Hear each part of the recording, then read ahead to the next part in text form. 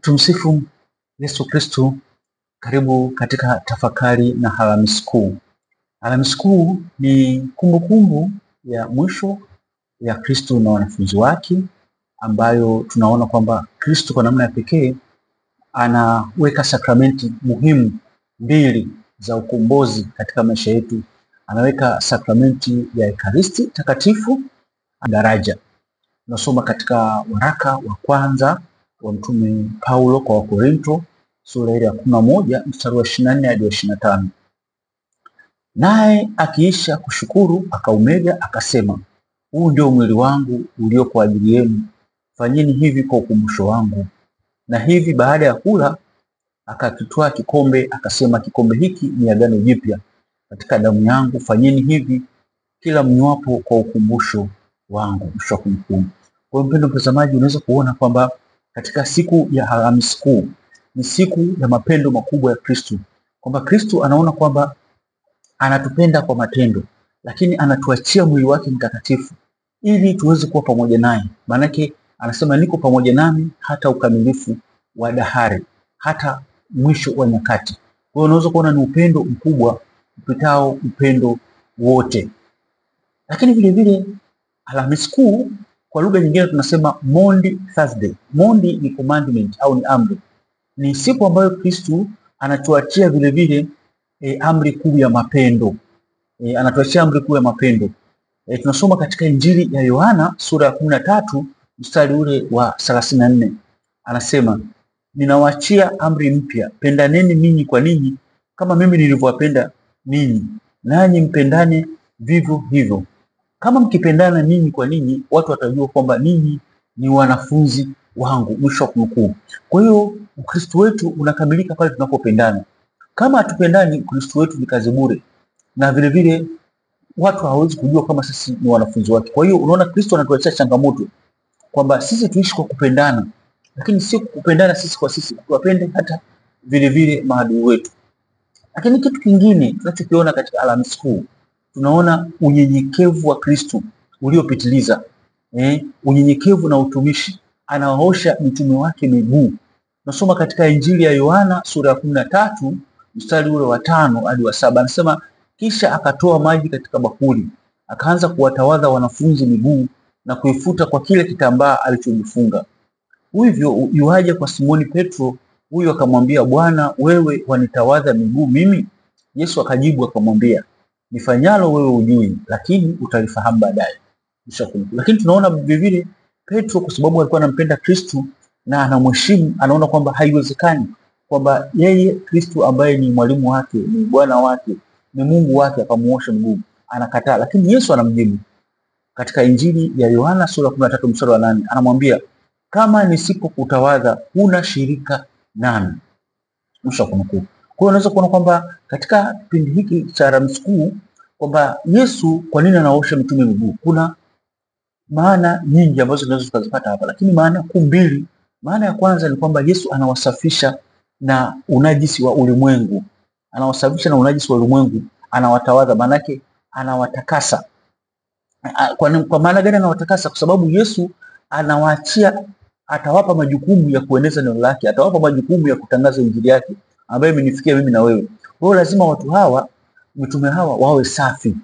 Na sio mitume tu, mimi na wewe tuwe safi ili tuweze kumtangaza Kristo na tuweze kuurithi ufalme wa milele na tuweze kupata utimilifu wa kimungu katika ndani yetu. Lazima tutakaswe.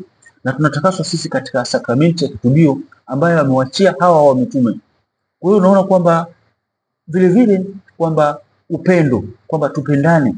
Na Kristo anasema utakaso ni wa muhimu, kwa sababu Kristo anasema mtu asiyetakaswa hayuko pamoja na Kristo.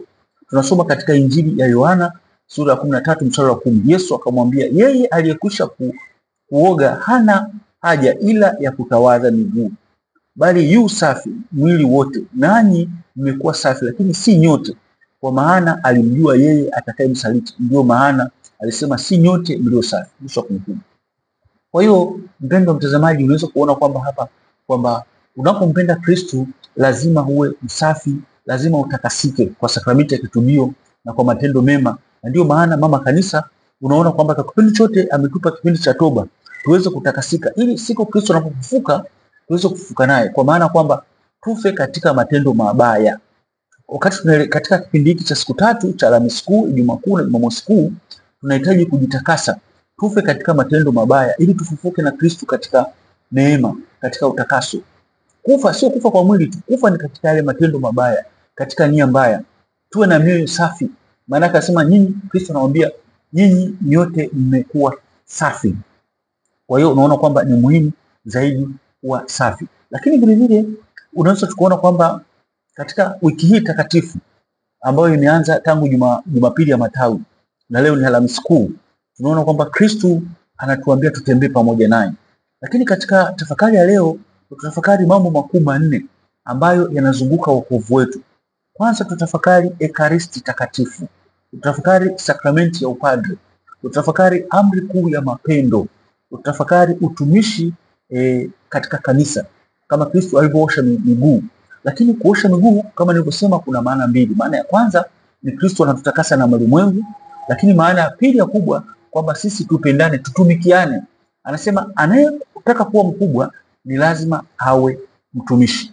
Kwa hiyo ili tuweze kuwa wafuasi wa Kristo lazima tujifunze kuwa watumishi, kuwatumikia wengine, kuwafikiria wengine kwanza.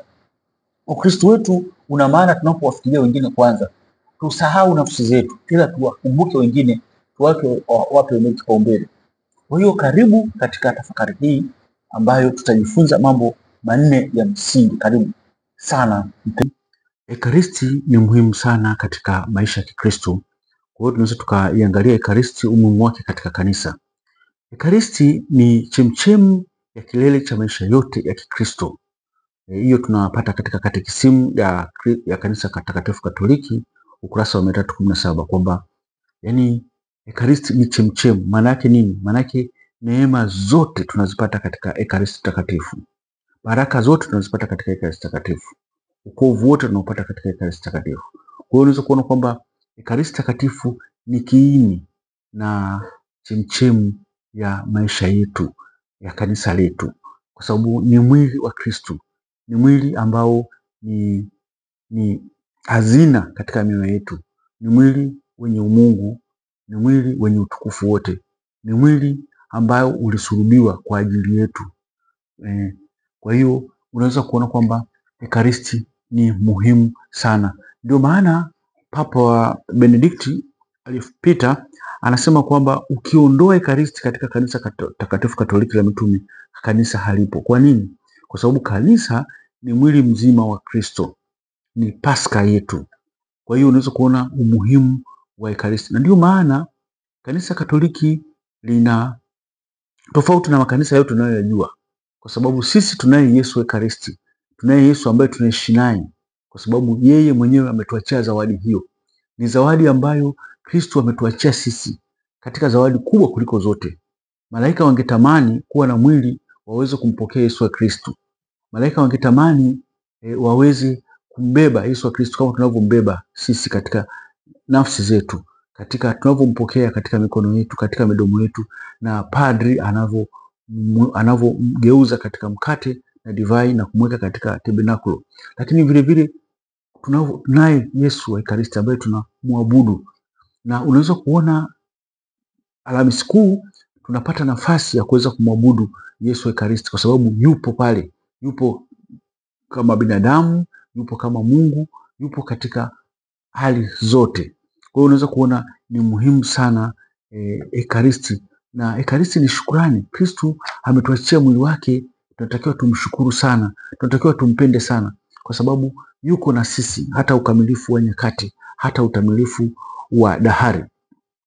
Na unaweza kuona sakramenti zote zinazunguka katika Ekaristi. Kwa sababu gani? Kwa sababu sakramenti ya Ekaristi Takatifu ina kila hazina ya kiroho ndani ya kanisa na kanisa, yaani Kristo mwenyewe ambaye ni Pasaka wetu.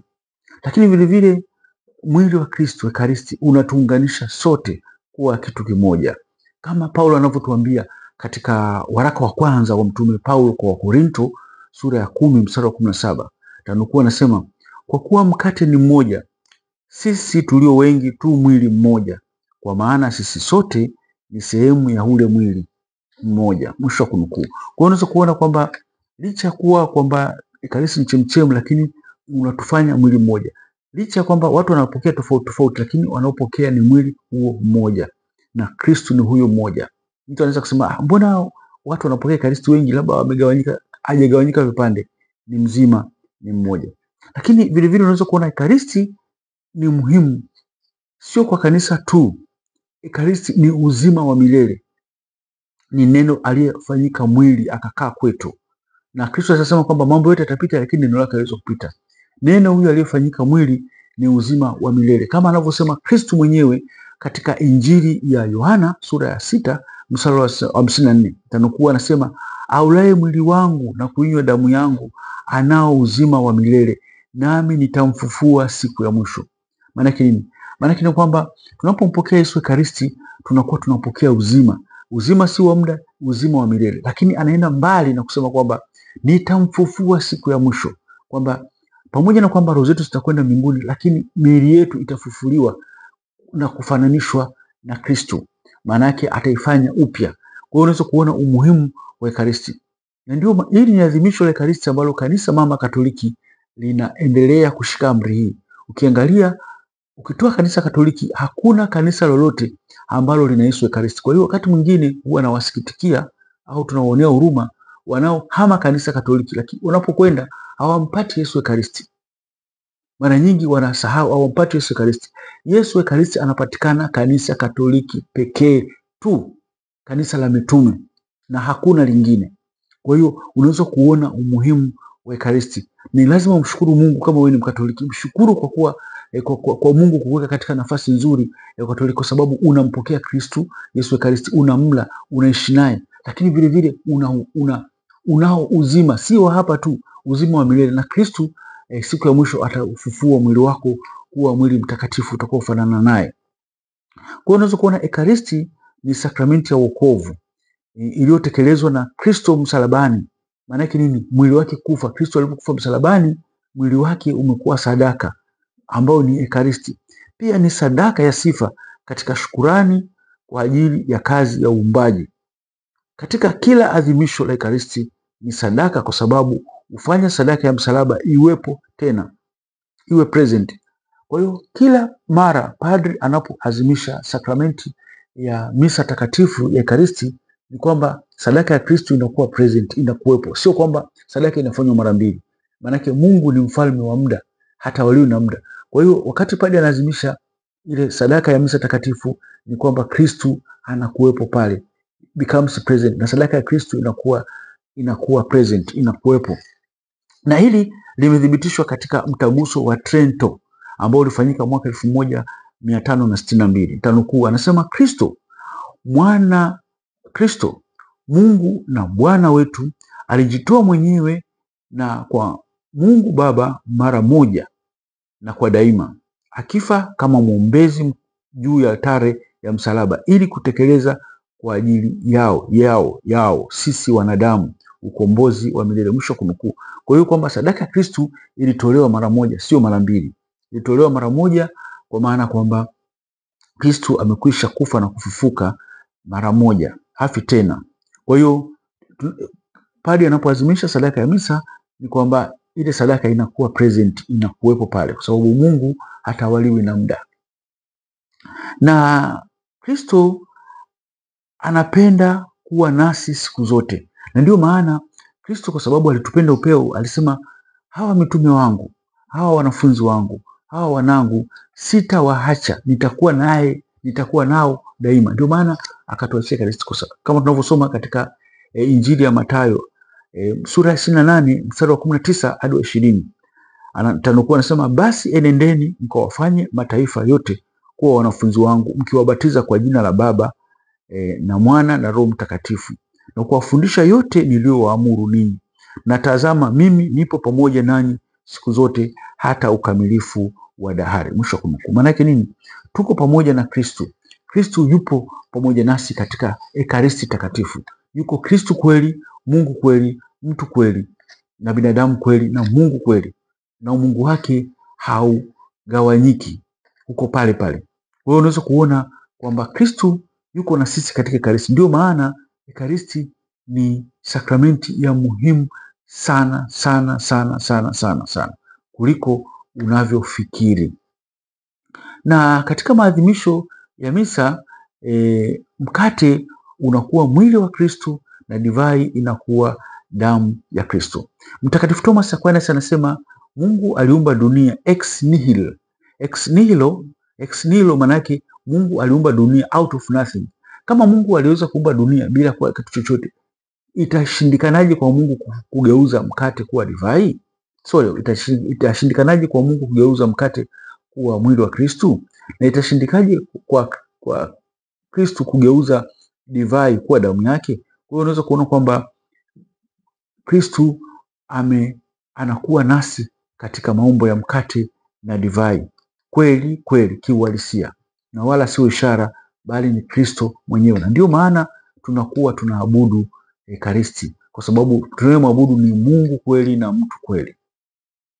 Kwa hiyo unaweza kuona kwamba toka mwanzo Kanisa Takatifu Katoliki la Mitume limekuwa aminifu. Aminifu kwa nini? Limekuwa likitekeleza agizo la Kristo la kuadhimisha sadaka ya misa takatifu. Tunasoma katika Matendo ya Mitume sura ya 2 mstari wa 42 hadi 46.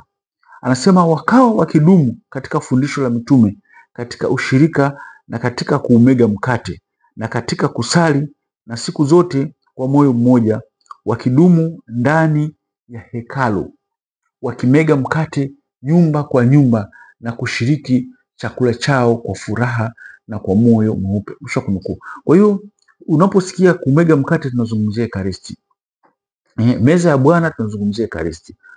Kwa hiyo ni maneno tu yanatofautiana, lakini maana ni ile ile moja, kwamba ni Yesu wa Ekaristi.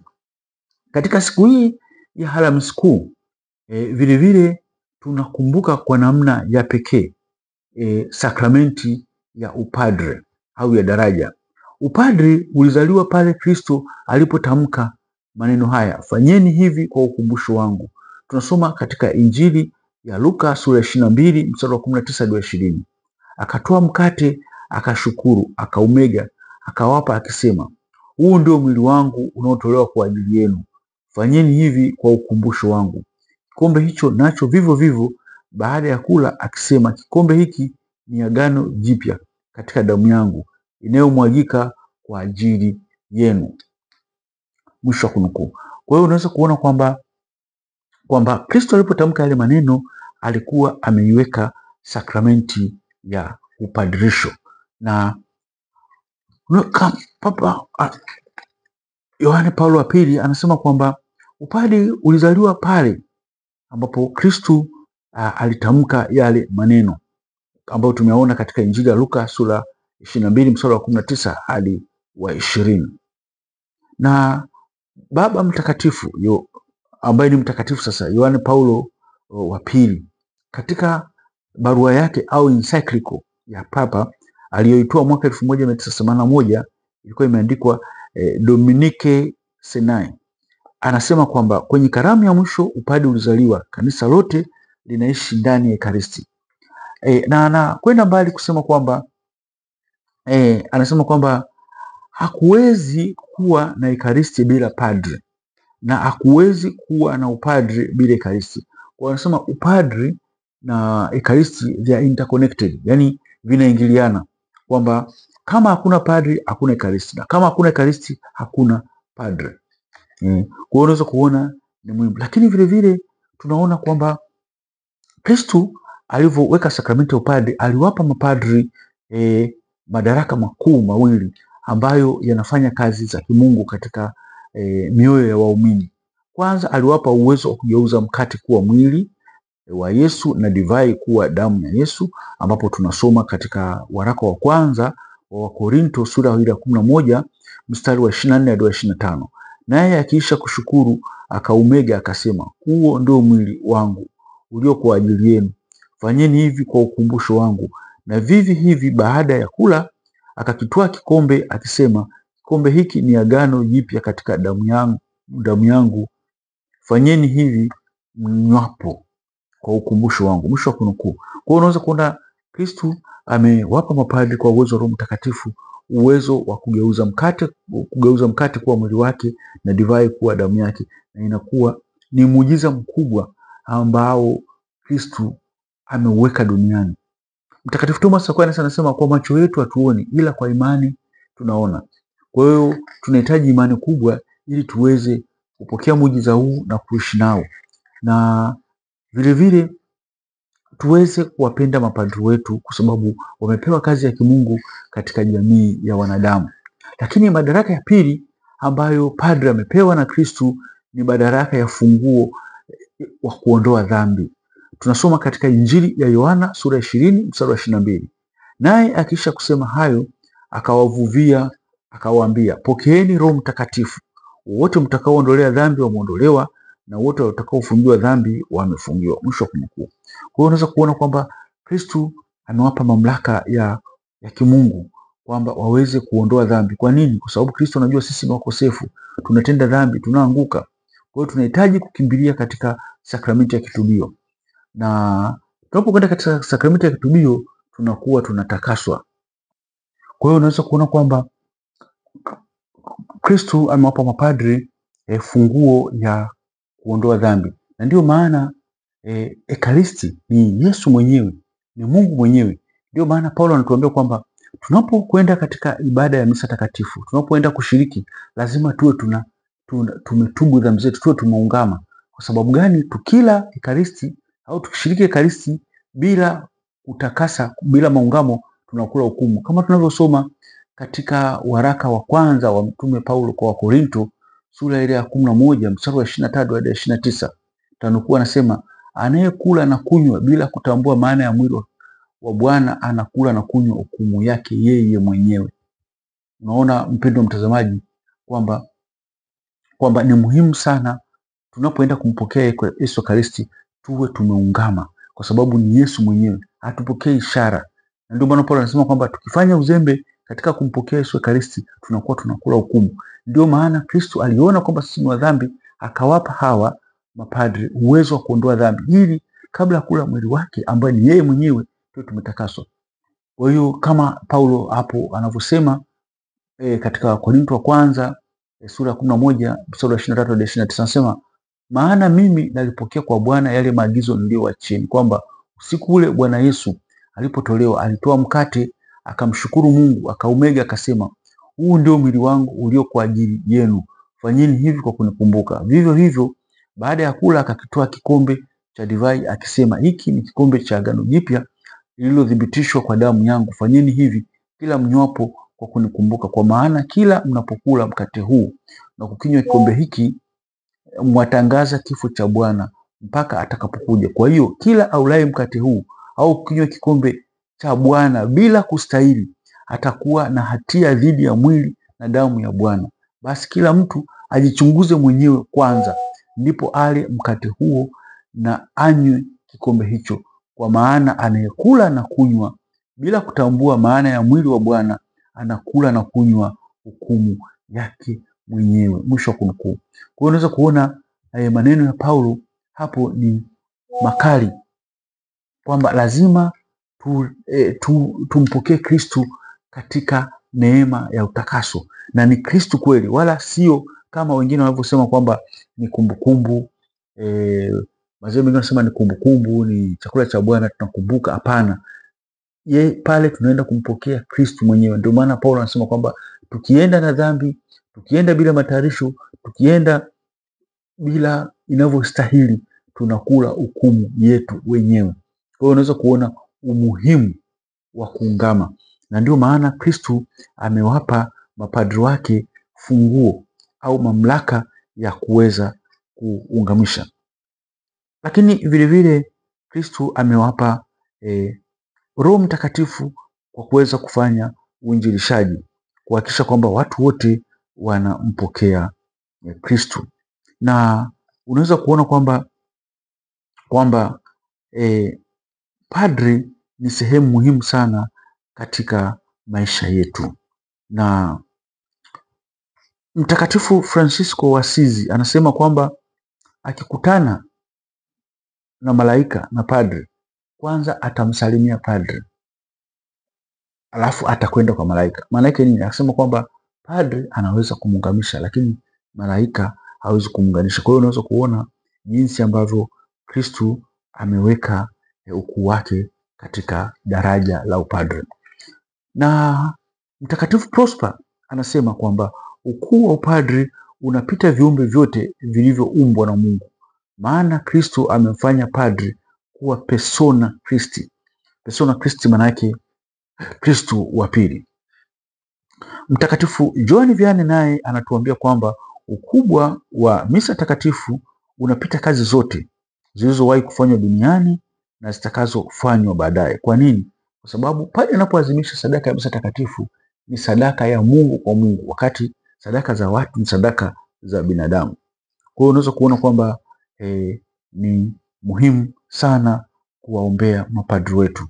Mtakatifu Ambrosi anasema kwamba vile vile kwamba ukuu wa upadri unapita mamlaka zote za wafalme, watawala na malaika, na hata malaika. Kwa nini?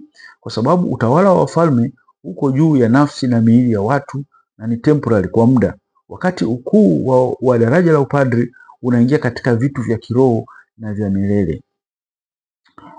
Kwa hiyo unaweza kuona ni muhimu sana katika daraja hili la sakramenti hii ya upadirisho kwamba ni sakramenti takatifu na ya kipekee ambayo inatusaidia kutakatifuza roho zetu. Lakini vile vile Baba Mtakatifu Benedikti anasema kwamba padri, anasema a priest never belongs to himself, kwamba padri hayuko kwa ajili yake, padri yuko kwa ajili ya wengi. Padri ametolewa kwa ajili ya kuwahudumia watu, sio kwa ajili yake. Kwa hiyo upadri ni kwa ajili ya ufalme wa Mungu. Kama tunavyosoma katika Injili ya Mathayo sura ya 6:33, anasema utafuteni kwanza ufalme wa mbingu na haki yake, na yote mtayapewa kwa ziada. Kwa hiyo unaweza kuona vile vile kwamba katika maisha haya ya upadri ni maisha ambayo yanatutakatifuza, kwa sababu upadri amewekwa kwa niaba ya Kristo. Ni Kristo wa pili, Persono Christi. Na katika ulimwengu huu uliojaa changamoto nyingi, mapadri wanatakiwa kuwa watu wa sala, kujitakatifuza mara kwa mara ili kuweza kushinda vishawishi na kuweza kushinda hila za shetani ambazo anazitumia kuangusha mara zote. Kwa hiyo padri ni lazima apate identity ya Kristo, sio identity ya ulimwengu. Yaani padri lazima awe afanane na Kristo muda wote. Na Mtakatifu Jerome anasema kwamba inahitajika padri mmoja mtakatifu kuokoa dunia.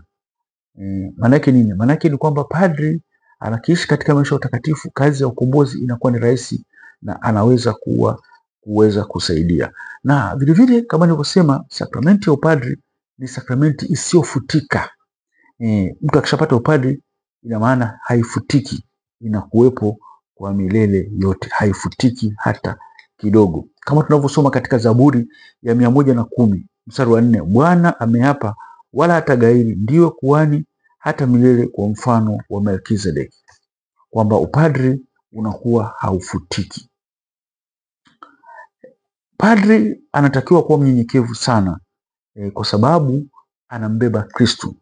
Na Mtakatifu Agustino anasema vizuri, anasema padri mwenye kiburi anakuwa, Mtakatifu Agustino anasema kwamba padri mwenye kiburi anawekwa pamoja na shetani. Kipaji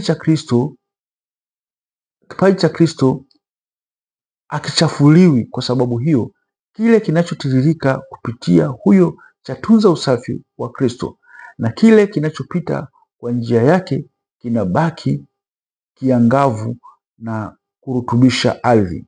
Nguvu ya sakramenti hii kwa kweli hufanana na nuru.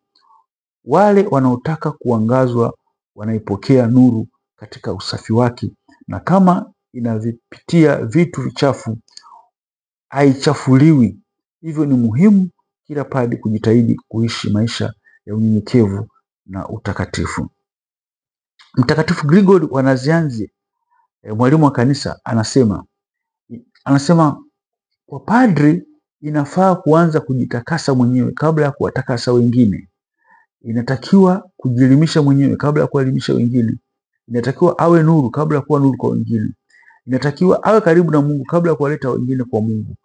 Inatakiwa awe ni mtu wa sala ili kuweza kumshinda shetani.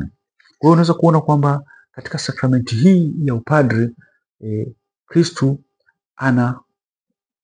anawapa mapadri, kama anavyosema Mtakatifu Kur kwamba Kristo aliwapa mapadri nguvu ya kuwafanya watu wa Mungu, kuwatakatifuza, kuwaondolea dhambi na hata kuwainjilisha zaidi. Kwa hiyo unaweza kuona kwamba sakramenti ya upadri ni muhimu, lakini wakati mwingine shetani anapenda kutumia kishawishi cha kusema kwamba mimi nitaungamaje kwa padri wakati padri anatenda dhambi? Mimi nitaungamaje kwa padri wakati padri labda ninamshinda katika hili, au padri labda tunakunywa naye pombe, tunafanya naye uovu na kadhalika. Labda nikwambie, katika katekisimu ya Kanisa Katoliki inafundisha neema, inasema ex opere operato. Maana yake nini? Kwamba sakramenti anayoiendesha padri inakuwa valid, haitegemei utakatifu wa padri au dhambi ya padri, kwa sababu ni neema ya Kristo. Kwa hiyo padri akiwa mwenye dhambi anaondoa dhambi, asipokuwa na dhambi anaondoa vile vile dhambi. Kwa hiyo validity ya sakramenti haitegemei utakatifu wa padri, ila validity ya sakramenti inategemea neema ya Yesu Kristo. Na ndio maana Mtakatifu Agustino anasema kama validity ya sakramenti ingekuwa inategemea padri, ina maana kanisa lingecollapse zamani sana. Kwa sababu gani? Kwa sababu wasema Mungu ni unlimited. Mungu habanwi na madhaifu ya kibinadamu. Mungu yeye ni zaidi ya kila kitu. Na ndio maana Mungu hakuchagua malaika wawe mapadre, ila alichagua binadamu wenye udhaifu wawe mapadre, ili utukufu wake na nguvu yake udhihirike katika ulimwengu wake na katika uumbaji wake. Lakini mpendwa mtazamaji, siku ya Alhamisi Kuu ni siku ambayo vile vile tunakumbuka mapendo ya Kristo. Kristo alituachia amri ya mapendo. Tunasoma katika Injili ya Yohana sura ya 13 mstari wa 34, anasema ninawaachia amri mpya, pendaneni ninyi kwa ninyi kama mimi nilivyowapenda ninyi. Maana mkipendana watu watajua kwamba ninyi ni wanafunzi wangu. Katika amri hii ya mapendo, Kristo anatutaka tupendane kama alivyotupenda. Wakati mwingine tuna confuse amri ya mapendo. Tunawapenda watu kwa tamaa zetu, kwa ubinafsi wetu. Huo unakuwa sio upendo, huo unakuwa ni ubinafsi. Sasa hivi kuna upendo unasema nipe nikupe. Na maana mtu asipokufanyia kitu fulani na wewe umfanyie kitu fulani. Lakini Kristo anatuambia twende zaidi ya hayo. Anatuambia yeye, tukienda mbele zaidi tunaona alikuwa ni mpendo. Upendo wa Kristo unaendana na unyenyekevu. Na ndio maana tunaona Kristo anawaosha mitume miguu. Anasema mimi ni mwalimu na bwana wenu, lakini nimewaosha miguu, na nyinyi fanyeni hivyo hivyo. Kwa maana kwamba tuweze kupendana na kuhudumiana. Kwa hiyo unaona kuna upendo huu wa Kristo unapita mipaka. Na Kristo amekwenda zaidi, ametupa changamoto kwamba wapendeni maadui zenu. Msiwapende wanaowapenda tu. Ametuambia tuwapende na maadui zetu, upendo wa Kristo. Kwamba Kristo anataka kwamba upendo wetu uwe zaidi kuliko tulivyo. Na mpendo mtazamaji, katika upendo wa Kristo hauwezi kuwa na upendo wa Kristo kama hauko na Mungu. Kitu cha kwanza unatakiwa uwe na Mungu ili uweze umpende Kristo kwanza. Kisha mpenda Kristo ndio itakuwa rahisi kueneza upendo wa Kristo. Na ndio maana Kristo tunaona anawaosha mitume miguu. Katika kuosha mitume miguu kuna maana mbalimbali ambazo tunazipata. Kitendo cha Kristo kuwaosha mitume miguu, ambapo kitendo cha Kristo kuwaosha mitume miguu tunaona ni kitendo ambacho ni utakaso. Kristo anaosha miguu ni alama ya utakaso. Na tunasoma hiyo katika Injili ya Yohana sura ile ya 13 mstari wa 5 hadi wa 7. Anasema kisha akatia maji katika bakuli, akaanza kuwatawadha wanafunzi miguu na kuifuta huku kwa kile kitambaa alichojifunga. Hivyo yuaja kwa Simoni Petro. Huyo akamwambia, Bwana, wewe wanitawadha miguu mimi? Yesu akajibu akamwambia, nifanyalo wewe hujui, lakini utalifahamu baadaye. Hapa tunaona Simoni Petro anapomuona Kristo anataka kumosha miguu, anataka kukataa. Lakini Yesu anamwambia katika Injili ya Yohana sura 13 mstari wa 8 kwamba kama nisipokutawadha una shirika nami. Kwa lugha nyingine, nisipokutawadha una shirika nami. Maana yake nini? Maana yake ni kwamba kitendo cha Kristo kuwatawadha mitume wake miguu kilikuwa kina maana 2 mpaka 3 na kuendelea. Maana ya kwanza, alikuwa anawatakasa na unajisi wa ulimwengu. Lakini maana ya pili, aliwafanya roho zao ziwe safi. Na ndio maana tunaona kwamba Kristo anamwambia sasa mmekuwa safi, lakini si wote, kwa maana alikuwa akimsema Yuda ambaye atamsaliti. Unaona? Kwa hiyo unaweza kuona kwamba kule kitendo cha kuosha miguu kinatufanya kuwa safi. Lakini vile vile kitendo cha Kristo kuwaosha mitume miguu ni kitendo cha unyenyekevu. Kristo anatuambia kwamba anayetaka kuwa mkubwa, anayetaka kuwa kiongozi, ni lazima awatumikie, awe mtumishi wa wenzake. Kwa hiyo Ukristo ni utumishi. Ukristo sio madaraka. Ukristo si cheo, au padri sio cheo, au askofu sio cheo, ni utumishi. Kwamba Kristo anakupa kondoo uweze kuwatunza, kuwapeleka kwake. Kwa hiyo unaweza kuona tunavyosema Alhamisi Kuu au sometimes tunasema Monday Thursday. Kwa hiyo vinaendana, kuona kwamba unyenyekevu na upendo vinakwenda pamoja. Kwamba amri hii ya mapendo. Kwa hiyo Kristo anawaosha miguu kwa maana kwamba anawatakasa, anataka wawe pamoja. Na katika kuoshwa miguu, katika kutakaswa, ndipo tunaweza kuwa na upendo wa Kristo, ndipo tunaweza kusambaza upendo wa Kristo, tunaweza kumtangaza Kristo, kwa sababu tunakuwa safi. Sisi ni vyombo vya Kristo. Ili tuwe vyombo vya Kristo tunahitaji kuwa safi. Ndio maana katika Injili ya Yohana sura ya 13 mstari wa 10 anasema, Yesu akamwambia, yeye aliyekwisha kuoga hana haja ya kutawadha miguu, bali yu safi mwili wote. Nanyi mmekuwa safi, lakini si nyote, kwa maana alijua yeye atakayemsaliti. Ndio maana alisema sisi si nyote mlio safi. Mpendwa mtazamaji, katika kipindi cha tafakari ya Alhamisi Kuu tunaona mambo Kristo kwa sababu ya upendo ametuachia mambo makuu manne. Kwanza ametuachia sakramenti mbili. Ametuachia sakramenti ya Ekaristi Takatifu, ametuachia sakramenti ya upadre, ametuachia amri kuu ya mapendo. Anatuambia kwamba sisi tusipopendana sisi kwa sisi, tukipendana tutakuwa wanafunzi. Watu watajua hawa ni wanafunzi wangu. Yaani watu hawahitaji tochi. Lakini tusipopendana tutakuwa ni wafuasi wa ulimwengu, tutakuwa ni wafuasi wa shetani, tutakuwa wafuasi wa nafsi zetu, tutakuwa wafuasi tusiojulikana. Lakini tunapompenda Kristo, tunapopendana sisi wenyewe kwa wenyewe, je, katika maisha yetu ya Kikristo tunapendana? Tuko pamoja? Lakini Kristo anatupa fadhila ya unyenyekevu katika kuwaosha mitume miguu katika Alhamisi Kuu, kwamba Kristo anatuonyesha fadhila ya unyenyekevu. Kama anavyosema kwamba Paulo anavyotuambia kwamba alikuwa mtii hata mauti ya msalaba. Kwa hiyo Kristo anatutaka tuwe wanyenyekevu. Tunapokuwa wanyenyekevu tunakuwa tunampendeza Mungu. Mungu hupenda watu waliopondeka moyo. Na tunapokuwa wanyenyekevu inakuwa ni rahisi Kristo akatutumia, Roho Mtakatifu akatutumia. Kwa hiyo tunapokuwa na unyenyekevu tunapata yote kama Kristo alivyokuwa mnyenyekevu. Lakini katika yote vile vile Kristo katika Alhamisi Kuu ametuachia zawadi ya Ekaristi Takatifu, Yesu Ekaristi. Je, ni wangapi tunaitambua zawadi hii ya Yesu Ekaristi? Je, ni wangapi tunampenda Yesu Ekaristi? Je, ni wangapi tunamwabudu Yesu Ekaristi walau mara moja kwa wiki? Lakini katika Juma Kuu hili tunakumbushwa kwamba kumwabudu Yesu Ekaristi, hasa Alhamisi Kuu. Tenga muda wako walau masaa 2, 3 kuabudu. Mara nyingi katika makanisa mbalimbali kuna utaratibu wa kuabudu umepangwa katika jumuiya tofauti tofauti. Kila jumuiya inaabudu kwa nusu saa au saa moja, inategemea na mpango wa kila parokia. Lakini wewe kama Mkristo, kwamba kama nilivyosema mwanzoni kwamba Ekaristi ni chemchemi ya neema zote. Kama Ekaristi ni chemchemi ya neema zote, je, mimi na wewe tunajipangaje katika kupokea neema hii?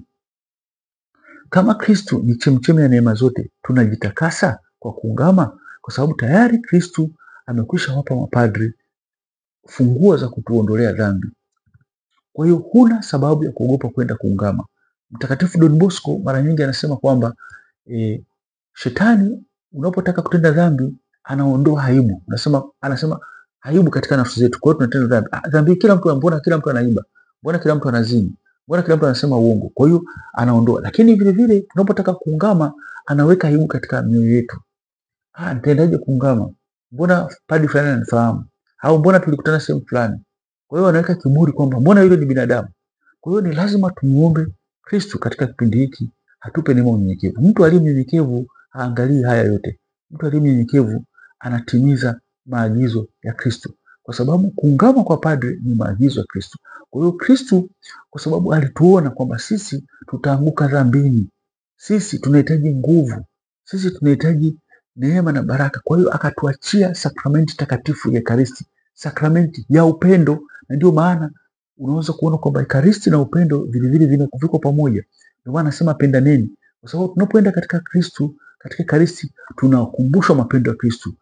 Kama tunavyosoma katika Injili ya Yohana sura 3 mstari wa 16, anasema jinsi hii Mungu aliupenda ulimwengu hata akamtoa mwanae wa pekee, ili kila muaminie awe na uzima wa milele.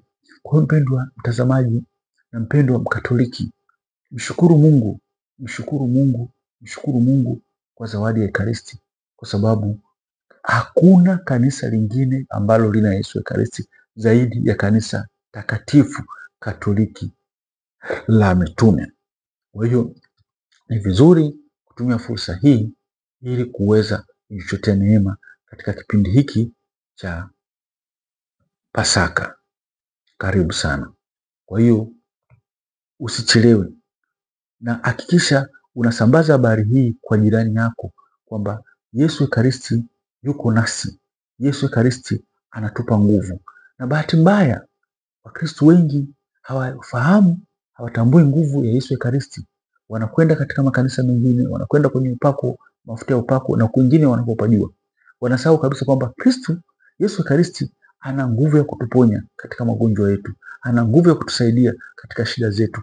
Ni faraja zaidi ya faraja katika mahangaiko na mioyo yetu. Kwa hiyo jitahidi kadri uwezavyo kwenda kwa Yesu Ekaristi ili uweze kupata uzima wa milele na siku ya mwisho uweze kufufuliwa. Baada ya tafakari hii ambayo tumeifanya, unaweza kuona kwamba ningekukumbusha kwamba jitahidi kabla ya kuanza maadhimisho ya siku 3 uwe umeungama. Mapadri wengi wako tayari kuungamisha watu. Uungame uweze kutakaswa, uweze kuoshwa miguu kwa dhambi zako. Kuoshwa miguu maana yake ni kwamba kutakaswa. Yesu anasema kwamba wote wako safi kasoro mmoja ambaye ni Yuda, alikuwa amemsaliti. Lakini Yuda anaweza kuwa mimi au wewe. Je, katika hii Kwaresima iliyokwisha ninatembea na dhambi zangu?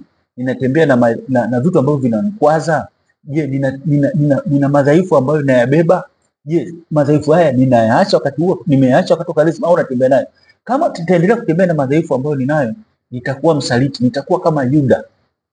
Kwa hiyo tuhakikishe kwamba kabla maadhimisho haya tuwe tumeungama, lakini kuungama tuache hizo dhambi na mazoea mabaya. Kama nimezoea kusema uongo, kama nimezoea kusengenya, kama nimezoea kuzini, kama nimezoea kuiba, kama nimezoea kufanya chochote ambacho kinanifanya nisiwe mfuasi wa Kristo, ni lazima niachane nacho.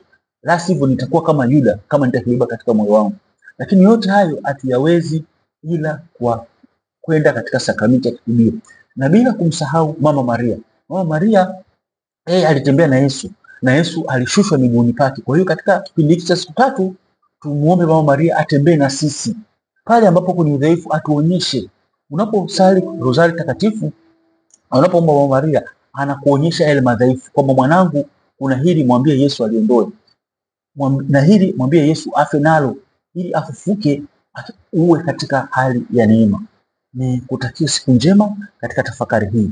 Lakini bila kusahau kwamba Ekaristi ndio msikiini cha chemchemi zote.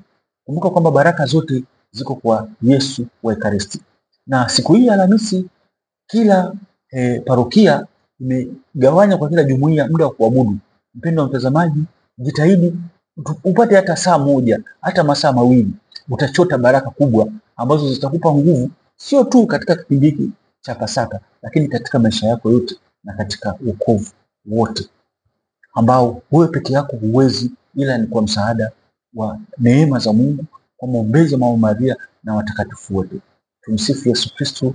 Niwatakie siku njema. Vivo Kristo. Mpendwa mtazamaji.